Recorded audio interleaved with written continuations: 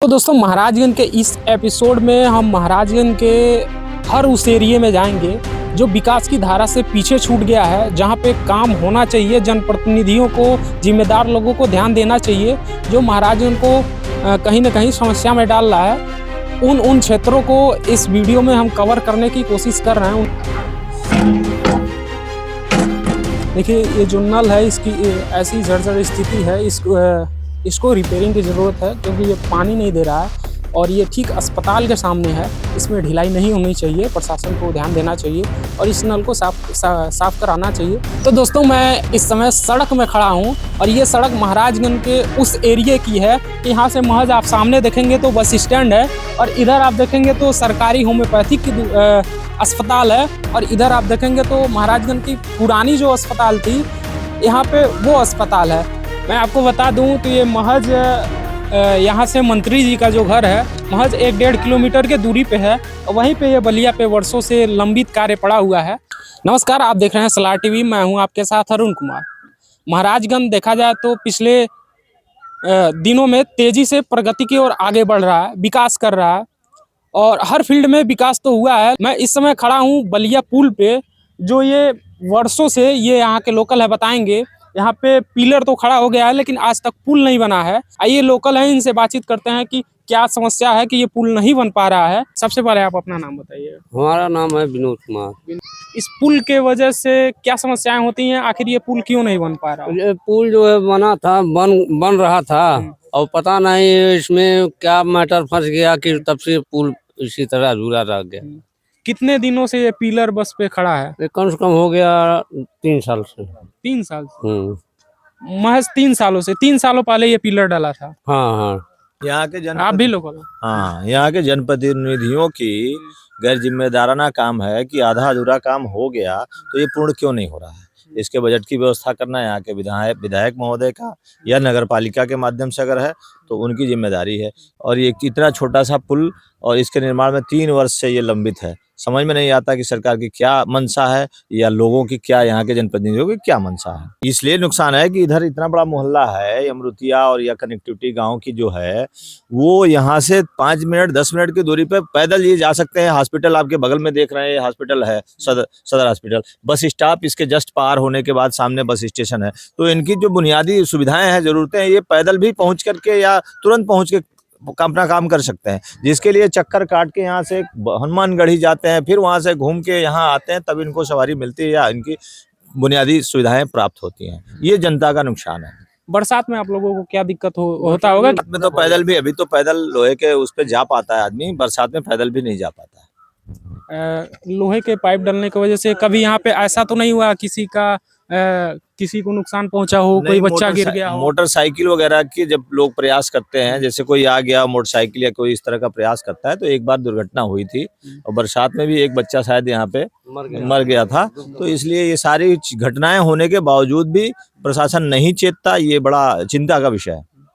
मैं आपको बता दूं तो ये महज यहाँ से मंत्री जी का जो घर है महज 1-1.5 किलोमीटर के दूरी पे है और वहीं पे ये बलिया पे वर्षों से लंबित कार्य पड़ा हुआ है। बलिया पे कनेक्टिविटी के लिए गोरखपुर मार्ग पे एक ही पुल है, जिससे चाहे वो बड़ी बसें हो या छोटी गाड़ियां हो या मोटरसाइकिल हो, साइकिल हो, सबको कनेक्ट करने के लिए वही एक रास्ता बचता है पूरे शहर को।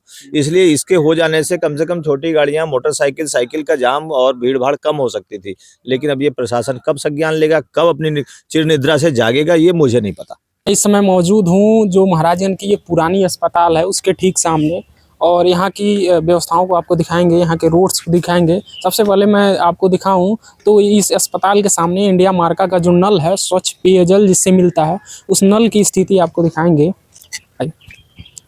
सबसे पहले देखते हैं ये नल पानी देता है कि नहीं देता है। ये नल की स्थिति आप देख सकते हैं, लग रहा है कई दिनों से पानी नहीं दिया है। चला करके इसको चेक करते हैं।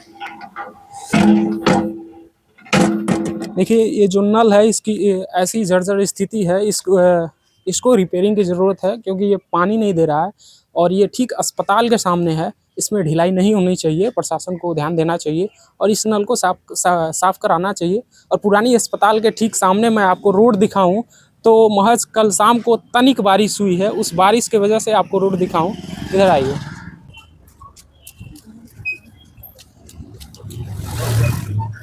तो दोस्तों मैं इस समय सड़क में खड़ा हूँ और ये सड़क महाराजगंज के उस एरिया की है कि यहाँ से महज आप सामने देखेंगे तो बस स्टैंड है और इधर आप देखेंगे तो सरकारी होम्योपैथिक की अस्पताल है और इधर आप देखेंगे तो महाराजगंज की पुरानी जो अस्पताल थी यहाँ पे वो अस्पताल है और महाराजगंज के वहाँ के बस स्टैंड और ये दोनों हॉस्पिटल जो जोड़ने वाली ये सड़क है, इस सड़क की स्थिति आप देख सकते हैं। कल शाम को महज हल्की सी बारिश हुई है और बारिश में इस तरीके का पानी का जमावड़ा इस रोड में हो गया है और इस पानी को यहाँ से निकलने के लिए कोई प्रॉपर व्यवस्था भी नहीं दिख रही है। ये पानी यहीं पर सड़ेगा, गलेगा, लोगों को इससे बहुत सारी समस्याएं हो रही हैं। क्या नाम हुआ चाचा आपको? सुभाष नाम है। सुभाष, आप यहीं के हैं? हाँ, बरसात में रोड की स्थिति ऐसे ही बन जाती होगी? एकदम ऐसा बना ला। तो क्या दिक्कत होता है? अइले गइले में बहुत दिक्कत है। यहाँ किनारे होकर मोटर गाड़ी छींटा मारला, तुरंत सब कपड़ा खराब हो जाला। आखिर ये क्यों नहीं बन पा रहा है रोड?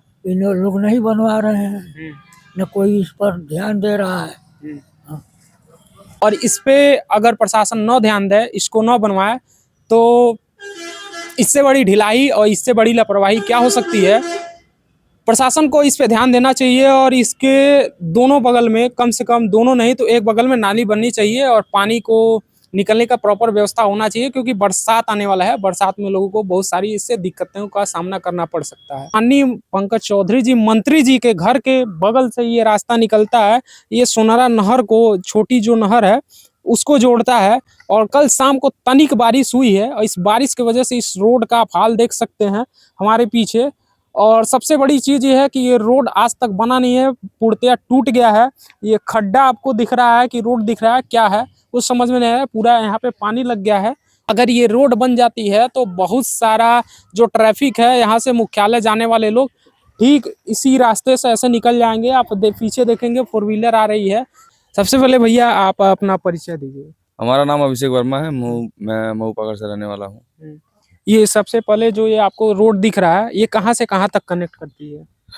ये सबसे ज़्यादा यूज होने वाला ये रोड है। ये धनेवा से लेके ये गबड़ुआ, ये मऊ पाकर के होते हुए काफ़ी तरह ये लोग ये यहाँ, जैसे कि मान लीजिए कभी गाड़ी उड़ी की समस्या हो गया, किसी को तेल की समस्या हो गया, बहुत ज़्यादा ये यूज में ही रोड आता है।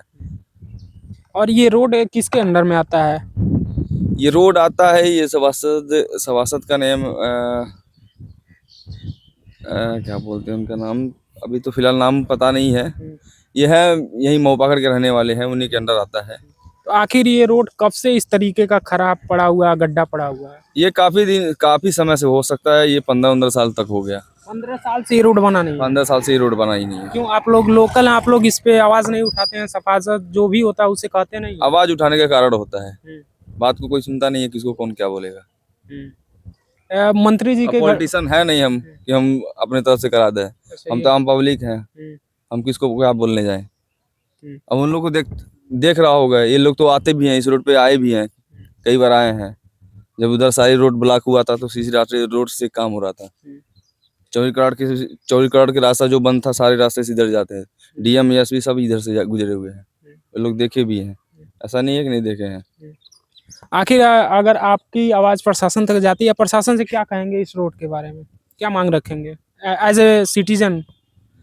सिटीजन के बात यही है कि अब लोगों से कहेंगे कि इसको प्रशासन से भी कहेंगे और आमतौर जो बड़े अधिकारी है, पदाधिकारी है, उनसे भी कहेंगे कि रोड को शुद्धिकरण कराएं। रोड बनना चाहिए, रोड बनना चाहिए, बहुत ज़रूरी है। काफ़ी समय से देखिए अभी वो जा रहे हैं, काफ़ी समय भी तो कल नहीं परसों यहाँ एक एक्सीडेंट भी हुआ था।